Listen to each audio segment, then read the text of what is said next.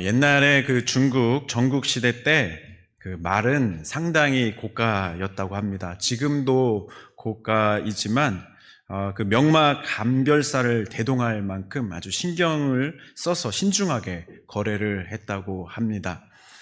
춘추 전국 시대 그 중국에서 가장 유명했던 최고의 말 감별사 그리고 최고의 수의사는 백락 선생이었다고 합니다. 하루는 이 백락 선생이 고갯길을 내려가다가 허름한 소금 수레를 끌고 산을 오르는 말 한 마리를 보게 됩니다. 그 말은 늙었고 두 귀와 꼬리는 축 처져 있었습니다. 그리고 발굽에는 힘이 없었고 무릎은 꺾여 있었습니다. 침까지 질질 흘리면서 용을 쓰면서 그 언덕길을 힘겹게 오르고 있는데 그렇게 겨우 올라오다가 산 중턱에서 그만 주저앉고 말았습니다. 그런데 그가 보니까 한눈에 명마인 것을 알아보게 되었습니다. 그래서 가까이 다가가서 자세히 살펴보고 감별을 해보니까 하루에 1000리를 달릴 수 있다고 하는 천리마였습니다. 그래서 마부에게 이렇게 물어봅니다. 아니 이런 명마로 왜 소금 수레를 끌고 있습니까? 그랬더니 그 마부가 그런가요? 수레나 끌게 하려고 10년 전에 아무 말이나 사다가 그렇게 끌게 한 것인데 전혀 몰랐습니다. 그렇게 대답한 것이죠. 이 백락 선생은 주인을 잘못 만난 이 천리마를 끌어안고 너무나도 아까워서 그리고 통곡하면서 그렇게 안타까워했습니다. 그리고 자기 자신이 입고 있던 비단옷까지 그 말에게 덮어주었다라고 하는 이야기가 있는 것이죠. 훗날에 당나라 때 문인인 한유는 사람들에게 인재를 알아보는 눈이 없음을 한탄하면서 다음과 같이 비유했다고 합니다. 세상에는 백락이 있은 후에야 천리마가 있다. 천리마는 항상 있지만 백락이 늘 있는 것은 아니다. 라는 글을 썼던 것이죠. 그러면서 마지막에 이렇게 질문을 했습니다.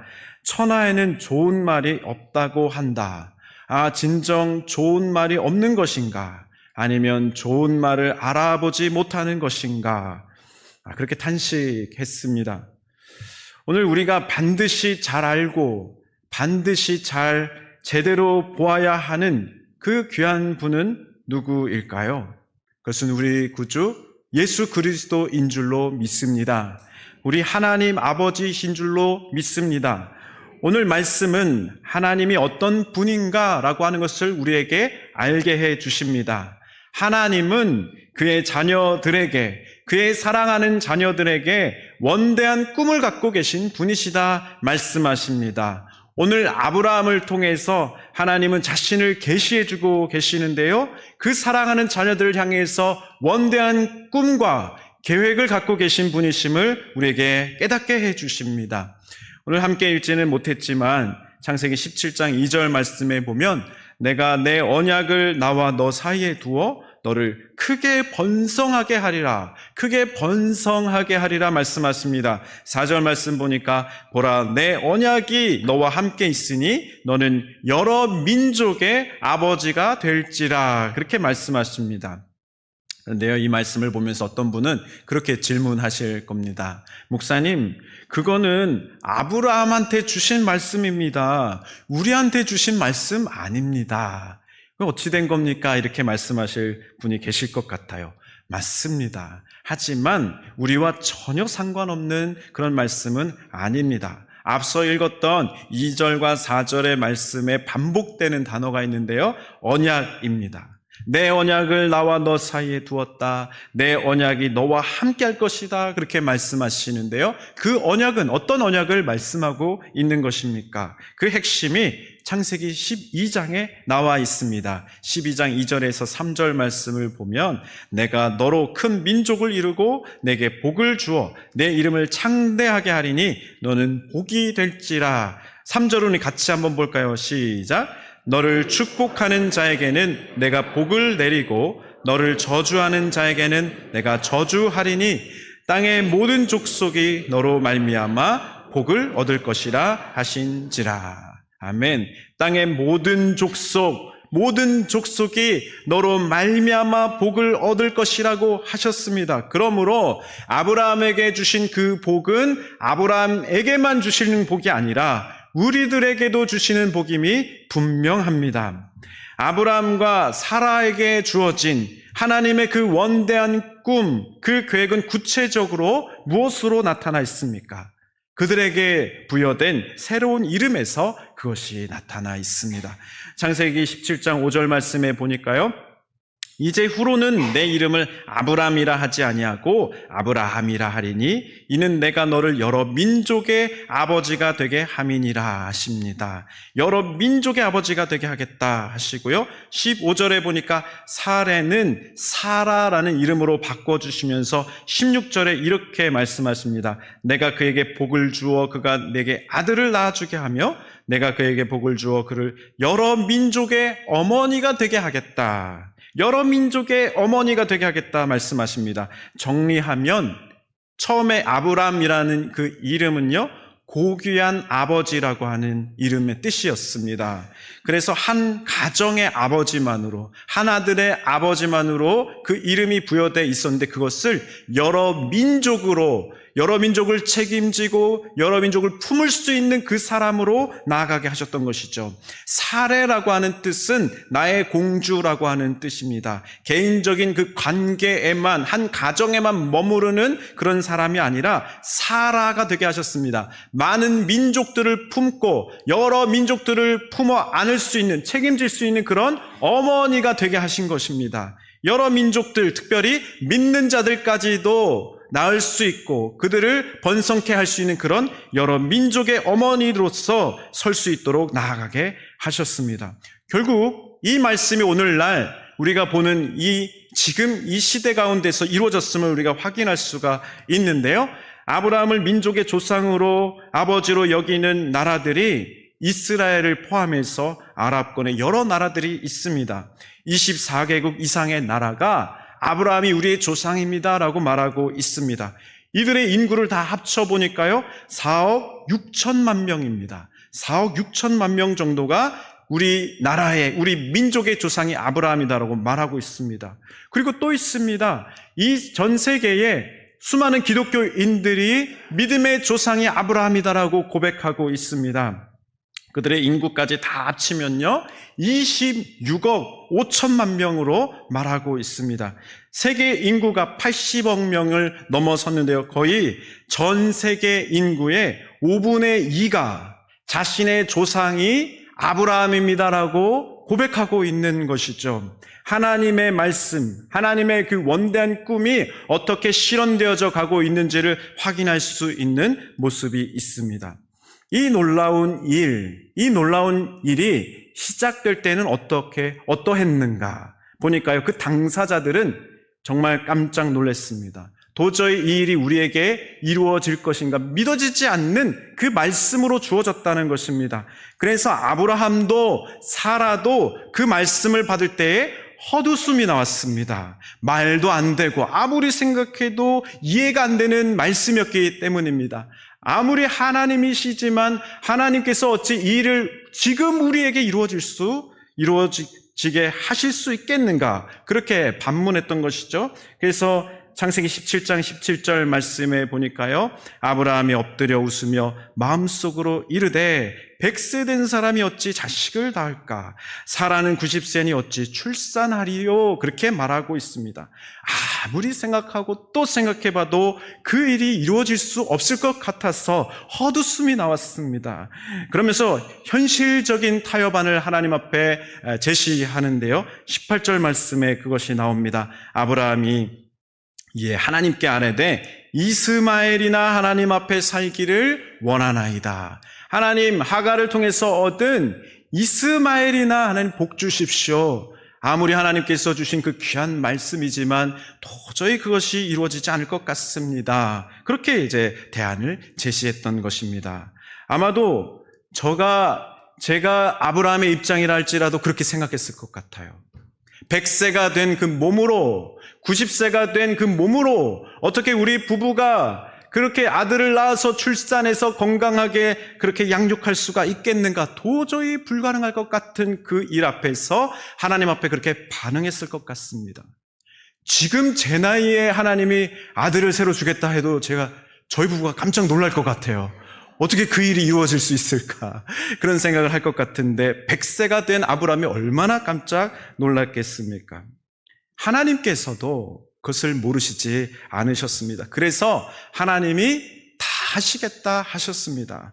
우리 같이 읽었던 그 말씀에 보면 내가 하나님께서 하시겠다라는 말씀으로 반복적으로 주시는 그 말씀을 보게 됩니다. 19절 말씀에도 보면 그것이 나타나 있는데요. 우리 19절 말씀은 다 같이 함께 읽겠습니다. 시작. 하나님이 이르시되 아니라 내 아내 사라가 내게 아들을 낳으리니 너는 그 이름을 이삭이라 하라. 내가 그와 내 언약을 세우리니 그의 후손에게 영원한 언약이 되리라. 아멘. 그러므로 아브라함과 우리 모두에게 허락해 주신 그 하나님의 은혜는 어떤 은혜인가? 하나님께서 시작하시는, 전적으로 하나님이 시작하시고 전적으로 하나님이 완성하시는 100% 하나님의 은혜라는 것입니다. 하나님이 시작하셨고 하나님이 이루시고 하나님이 완성하시는 은혜라고 하는 것입니다. 그래서 하나님께서 구체적인 언약과 실행하실 계획을 말씀하실 때 아브라함에게 먼저 자기 자신이 누구인지를 나타내셨습니다. 계시해 주셨습니다. 전능한 하나님으로 말씀해 주십니다. 창세기 17장 1절 말씀을 우리 다 같이 한 번 더 볼까요? 시작. 아브라함이 99세 때에 여호와께서 아브라함에게 나타나서 그에게 이르시되 나는 전능한 하나님이라 너는 내 앞에서 행하여 완전하라. 아멘. 나는 전능한 하나님이라. 불가능한 일을 넘게 하시는, 그것을 이루어 가시는 분은 누구신가? 전능한 하나님이 그 일들을 이루어 가심을 믿음의 성도들이 바라봐야 한다는 것입니다. 히브리서 11장에 나온 그 말씀도 동일하게 우리에게 그것을 증거해 주고 계십니다. 히브리서 11장에 믿음의 사람들, 믿음의 조상들의 그 이름들이 나열되어 있지 않습니까? 근데 그 한 사람 한 사람을 살펴보면 완전 무결한 사람은 아무도 없습니다. 대부분 연약합니다. 실수가 많은 사람들이 거기에 있습니다. 심하게 말하면 하나님의 은혜를 받을 만한 자격이 있는가라고 물을 만큼 정말 큰 죄악을 저지른 사람도 그 가운데 있습니다. 그런데 그들이 하나님 앞에서 회심하고 하나님을 전능하신 하나님으로 믿고 믿음으로 도전하며 나아갔을 때 하나님은 그들을 믿음의 조상되게 하셨다는 것이죠. 그것이 히브리서 11장에 한 사람 한 사람 이름에 분명히 증거되어 있습니다. 그러므로 여러분, 처음이 중요합니다. 어떻게 시작하느냐가 매우 중요합니다. 아무리 큰 일을 이루고 위대한 그 탁월한 능력을 가진 사람이라 할지라도 누구나 그 시작은 작은 것에서부터 시작하기 때문입니다. 그러므로 하나님께서 우리를 아브라함같이 부르시고 위대한 꿈과 계획 가운데에 그 일을 성취해 나아가시겠다라고 말씀하실 때 우리는 우리의 작은 모습 때문에 아브라함처럼 반응할 수 있습니다. 헛웃음을 지을 수도 있습니다.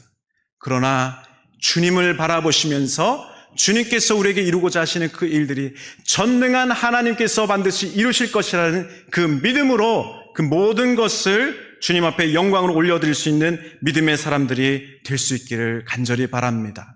우리의 시작이 그 믿음의 첫걸음이 될 수 있기를 간절히 바랍니다. 요셉이 그러하지 않았습니까? 요셉도 처음에 하나님께서 주신 그 꿈을 받았을 때에 너무 신이 났습니다. 그 확신 가운데에서 참지 못하고 그 가족들에게 이야기했습니다. 그랬더니 형들이 오해하고 부모님이 오해했습니다. 우리 형들은 미워하기까지 했습니다. 그리고 형들에게 버림받고 종으로 팔려가기까지 했습니다. 그러나 요셉은 그 상황 가운데 굴하지 않고 그 꿈을 향해서 첫걸음을 내디뎌 나아가고 계속해서 주님과 함께하는 삶으로 나아갔을 때에 하나님께서 마침내 그에게 주셨던 그 원대한 꿈이 이루어지게 하여 주셨고 그를 통해서 이스라엘 민족과 전 세계가 구원을 받는 일을 이루어 나가시게 되었다는 것이죠. 저는 예전에 아주 재밌고 감동적인 강연을 많이 하셨던, 그리고 은혜로운 간증을 많이 하셨던 그 황수관 박사님, 황수관 장로님 참 좋아하는데요. 그분이 연구원으로 공부할 때 아주 어려움을 많이 겪었다고 합니다. 10년 정도 그 공부하는 기간 동안에 그 미래가 불투명한 너무나도 힘겨운 삶을 살았다고 하는데요. 반지하 새빵살이를 하면서 때로는 끼니를 걱정하기도 하면서 그 모든 상황들 가운데서 웃을 일이 전혀 없었다는 것이죠. 그런데 그 가운데서 하나님의 말씀을 묵상하고 또 읽다가 한 가지 깨닫는 바가 있었습니다. 그래서 그 깨달은 말씀대로 살기로 결정하고 그날도 밤늦게 집으로 돌아가는데 집에 도착하자마자 그 낡은 반지하 그 새방에 그 낡은 현관문을 열고 그 부인을 부르기 시작했다고 합니다. 여보, 잠깐만 나와봐요 하면서 계속 부르기 시작합니다. 그리고 부인이 나와서 그 시선이 마주하게 되었을 때에 크게 웃기 시작합니다. 하하하, 크게 웃기 시작하니까 이 부인 권사님이 깜짝 놀란 거예요. 그러면서 이렇게 물어봅니다. 여보, 왜 그래요? 학교에서 무슨 큰 충격을 받은 일이 있습니까? 아니, 웃을 일이 뭐가 있다고 왜 미친 사람처럼 계속 그렇게 거기서 웃고 있습니까? 라고 물어본 거죠. 그랬더니 그 장로님이 그렇게 대답을 했대요. 여보, 비록 웃을 일은 없지만 하나님 말씀대로 웃으며 삽시다. 하나님 바라보면서 웃으며 삽시다. 그렇게 서로 위로하고 그렇게 웃으며 살기로 결정하고 그렇게 서로를 부둥켜 안고 또 눈물 흘리며 위로했다라고 하는 것이죠. 그 일이 계기가 되어서 점점 그 가정 가운데에 웃을 일을 많이 주님께서 허락해 주셨다라고 하는 간증입니다. 여러분, 우리를 낙심하게 만들고 꿈꾸지 못하게 하는 그 문제가 무엇입니까? 사랑하는 여러분, 주 안에서 그 전능하신 하나님을 붙들고 원대한 꿈을 꾸고 그 비전을 소유하시기를 주님의 이름으로 축복합니다. 하나님을 먼저 바라볼 수 있는 그 사람은, 그 전능하신 하나님을 믿고 의지할 수 있는 사람은 오늘의 그 어려움 가운데서도 크게 기뻐할 수 있습니다. 먼저 웃고 주 안에서 그 기쁨을 누리면서 하나님이 이루어 가시는 그 놀라운 일들을 감사하며 나아갈 수가 있습니다. 아브라함과 사라가 그렇게 하나님 앞에서 쓰임 받았던 것이죠. 주님은 오늘도 그의 말씀을 따라서 순전한 마음으로 믿고 의지하며 순종하기를 원하는 믿음의 사람들에게 이 귀한 은혜를 허락해 주실 줄로 믿습니다. 시간의 마지막으로 한 가지를 정해 보고 싶은데요. 우리 동서울교회를 이 자리에 세워주신 그 하나님 아버지의 뜻이 무엇인가를 잠시 생각해 봤으면 좋겠습니다. 하나님께서 우리를 이 자리에 모으시고 함께 예배하며 동역하게 하시고 이 지역 가운데 우리 동서울교회를 이 귀한 모습으로 세워주신 주님의 뜻이 무엇일까? 하나님이 바라시는 바가 무엇일까? 바로 원대한 꿈을 주 안에서 함께 품고 나아가기를 원하신다라고 믿습니다. 여러분, 어떤 교회가 좋은 교회일까요?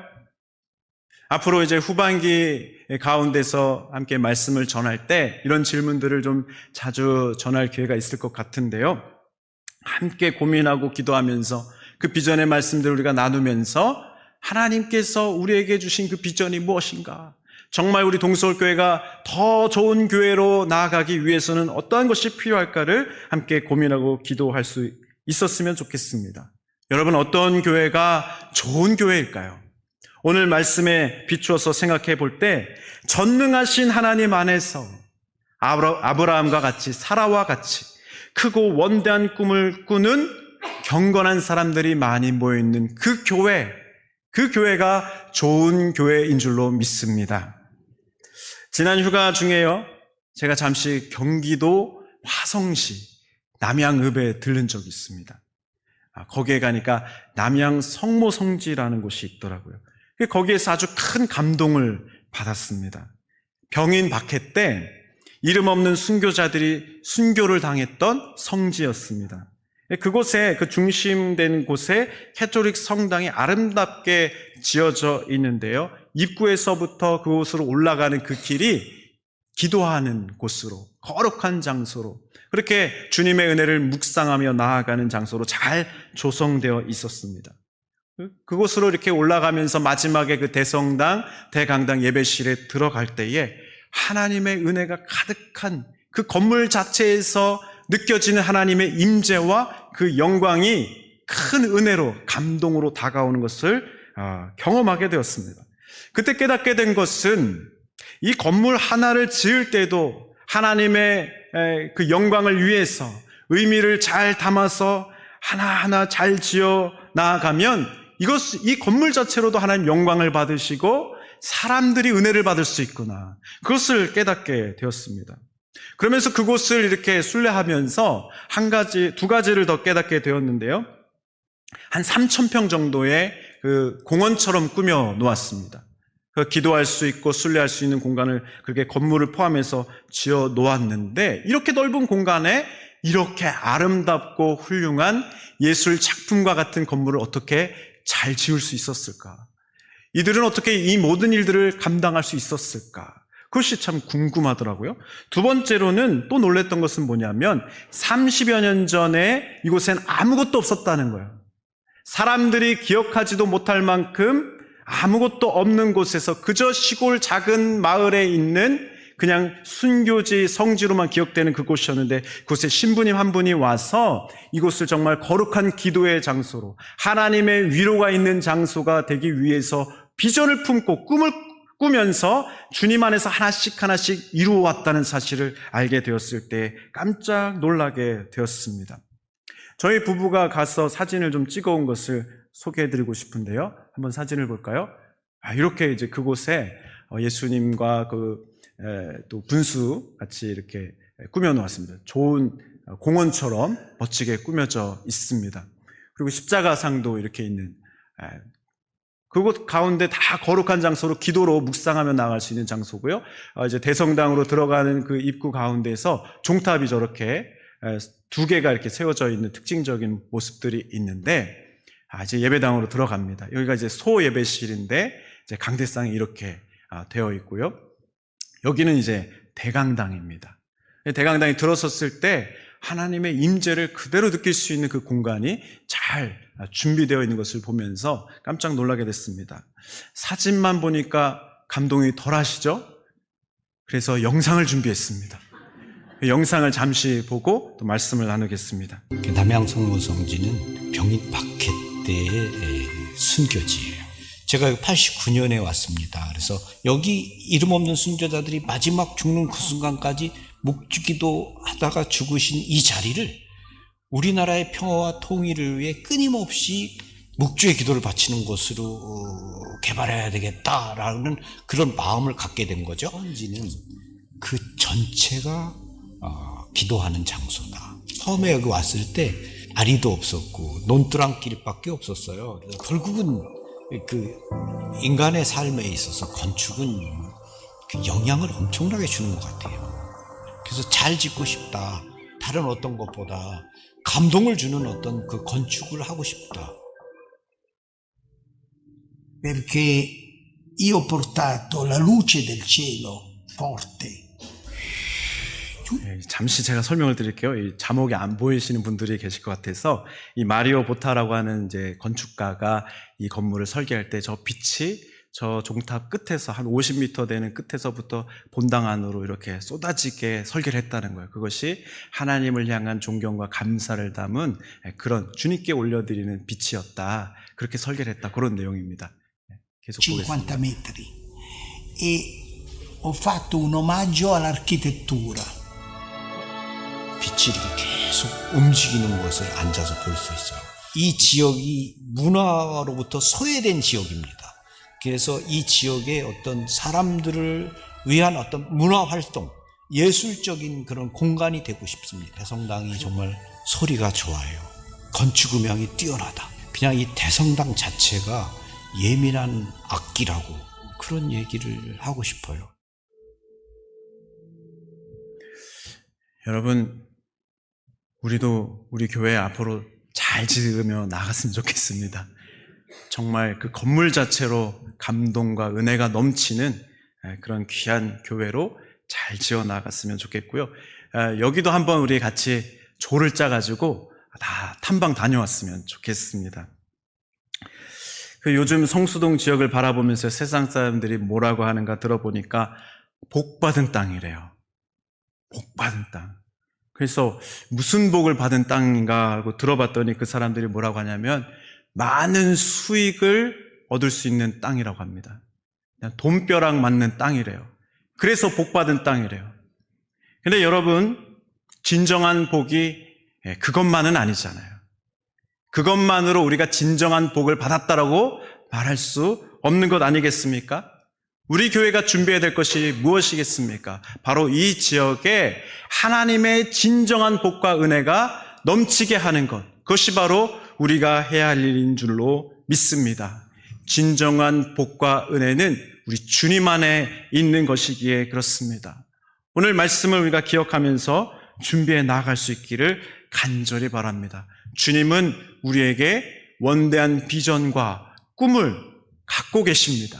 그 주님은 우리에게 그 꿈을 가지고 오늘을 준비해 나아가라고 말씀하고 계십니다. 우리는 연약할지라도, 우리는 작은 모습이 우리에게 먼저 보일지라도 전능하신 하나님을 먼저 바라보시기를 간절히 바랍니다. 하나님께서 원하시는 그 모든 일들이 우리를 통해서 다 이루어질 것을 믿으면서 주님 바라보시면서 그 소망 안에서 함께 동역하며 기쁨으로 주님 앞에 영광 올려드릴 수 있는 믿음의 종들 되시기를 주님의 이름으로 축복합니다. 이 시간에 찬양하면서 함께 결단으로 나아가겠습니다.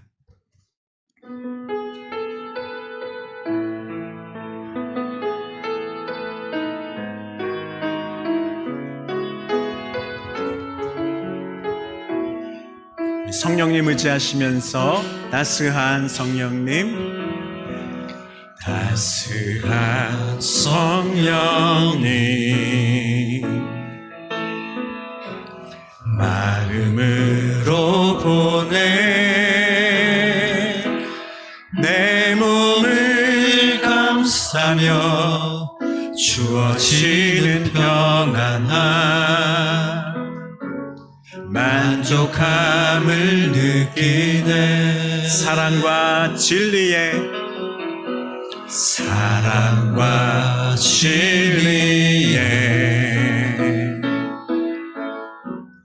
한 줄기 빛 보내 내 몸을 감싸며 주어지는 평안함 그 사랑을 느끼네. 부르신 곳에서 나는 예배하네. 어떤 상황에도 나는 예배하네. 부르신 곳에서 나는 예배하네. 어떤 상황에도 나는 예배하네. 내가 걸어갈 때 기대고 살아갈 때 삶이 되는 곳에서 예배하네. 내가 걸어갈 때 기대고 살아갈 때 삶이 되는 이곳에서 예배하네. 부르신 곳에서 나는 예배하네. 어떤 상황에도 나는 예배하네. 부르신 곳에서 나는 예배하네. 어떤 상황에도 나는 예배하네.